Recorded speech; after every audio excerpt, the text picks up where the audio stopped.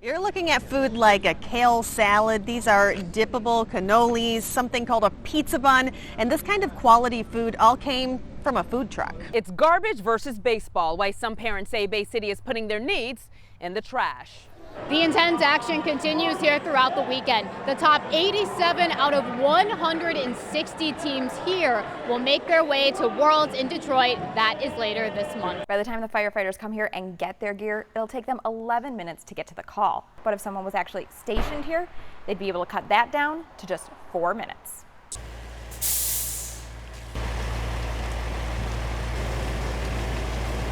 You could see that cruiser head-on crash into the front of the other SUV there. Officers have been taking pictures. Reconstructionists, we're told, are on this scene.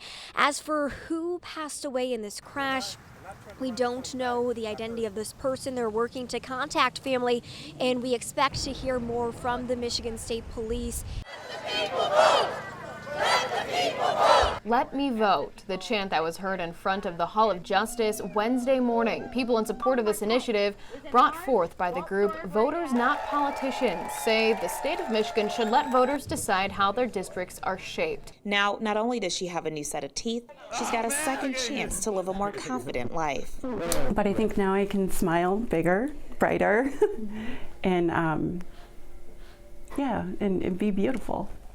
We're in a homeowner's backyard. This is among the dozens of homes and at least one business damaged by this tornado. Take a look at all of this damage. This piece of siding in the home used to be the back of this homeowner's garage. It used to be right up there. It's since been boarded up, but earlier today you could see straight through to the front of this homeowner's driveway and even into the street. And you can see debris is just still scattered all around us, including your everyday household items, just like this phone book. Now, this home is, again, one of just dozens absolutely devastated by the tornado's damage, including another business about a mile away. That is a manufacturing company. It is called Great Lakes Fabrication and Machining. The tornado just flattened that business. This is all that's left of it.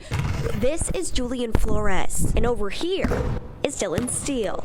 Their friendship is present on the court. Me and Dylan do sports together and off. And he's one of my best friends. Now I see him in the halls, you know, it's what's up, just like anyone else that I hang out with here. But these two wouldn't have crossed paths if it wasn't for the Special Olympics Unified Champion Schools program, which promotes inclusion by bringing together young people with and without intellectual disabilities. It's great. You see them talk, people who wouldn't probably talk to each other because they don't have classes together, but now they have a chance to learn that they're not so different. The duo will join their program leader, Penny Hildinger, in Toronto next week. They were chosen to represent the state of Michigan in the 2019 Special Olympics Invitational Youth Games. When Miss Hildinger texts my mom saying I'm going to Canada, I literally text all my friends. Thousands of athletes from 7 international regions will come together to represent one unified world.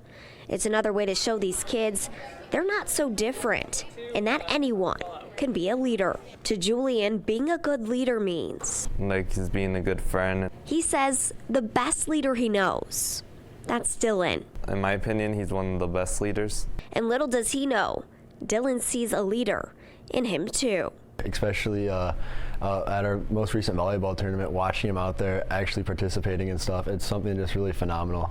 He's become a really strong leader. There you go. Yeah, Dave and Stephanie, Attorney General Dana Nessel says the discovery of new evidence is part of the reason why the cases are being dismissed without prejudice. But families we spoke to in Flint are calling this a never-ending story. But in an exclusive interview, Nessel responds saying the story does have an ending, saying she has full faith in her team.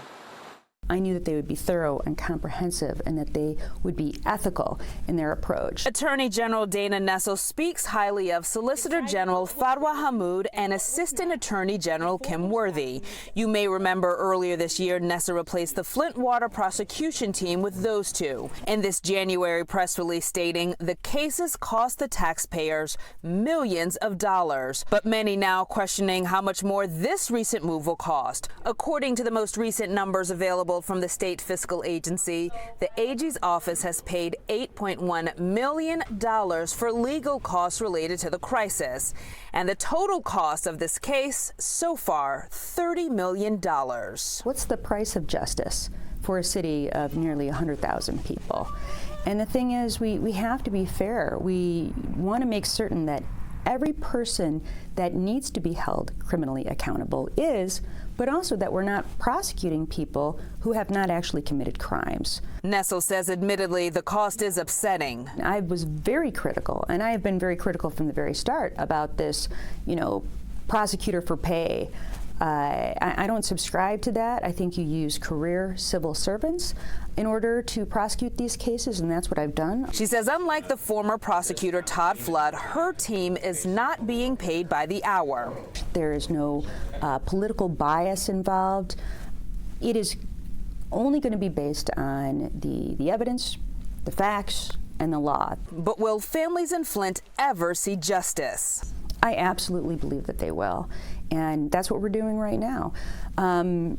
In terms of, say, statute of limitations issues, yes, the clock is ticking, but we still have some time. To be clear, Nessel says some of those who were charged will be charged again, saying what happened today does not mean those who are guilty are getting off scotch-free. Live in Flint, Famie Redwood, NBC 25 News. Upset. I'm angry that I don't have the answers that I deserve. Sorrow in her voice, tears in her eyes. Heather Tatrot wants to know how her 11-year-old daughter, Alyssa Gonzalez, died. We're being failed, and my daughter has already been failed by the state, by the police, by everybody. Alyssa was found dead at her home at Dutch Village Mobile Home Park in Mount Morris Township earlier this month. Township police are not saying how she died, confirming they are waiting for a toxicology report. Alyssa lived with her aunt, who we are told had guardianship. Her younger sister still lives with that aunt. Alyssa's mom says she feels guilty that Alyssa was not with her. I know that as a mother that I was making the right choice for them at that time, but today, standing here, I feel guilty for leaving them. At Sunday's fundraiser at Tim and Paula's Chili's in Flint, attendees say the 6th grader was kind and touched many lives, including her bus driver, Lisa Adams. She was a sweet little girl. Adams says rides have not been the same. She says, like the adults, children have questions and concerns. I've had a couple of students come to me and tell me some things that I'm passing along to who they need to be addressed to. An 11-year-old doesn't just die.